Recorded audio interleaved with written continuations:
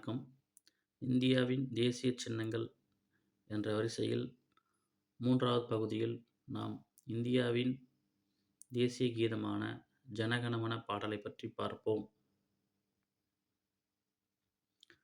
இந்தியாவின் தேசிய கீதமானது வங்கக் கவி ரவீந்திரநாத் தாகூரால் எழுதப்பட்டது. இந்த பாடல் 5 செய்யுள்கள் கொண்டது. எனினும் முதல் செய்யுள் மட்டுமே நமது தேசிய கீதமாக பாடப்பட்டு வருகிறது. நமது தேசிய கீதமான இந்த பாடலை 52 வினாடிகளில் பாடி முடிக்க வேண்டும். 1911 டிசம்பர் 27இல் கல்கத்தா காங்கிரஸ் மாநாட்டில் 2வது நாளில் தேசிய கீதம் பாடப்பட்டது.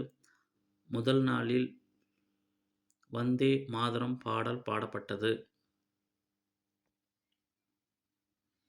1912இல் ரவீந்திரநாத் தாகூரின் தத்துவ போதினி பத்திரிகையில் பாரத விதாதா எனும் தலைப்பில் வெளியிடப்பட்டது.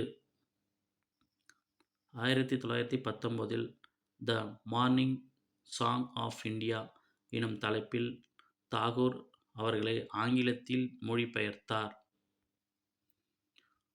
1950 ஜனவரி 24இல் இந்திய அரசியலமைப்பு குழு ஜனகணமன பாடலை தேசிய கீதமாக அங்கீகரித்தது. நமது அண்டை நாடான வங்காளதேசத்தின் தேசிய கீதத்தை எழுதியவர் யார் உங்களுக்கு தெரியுமா?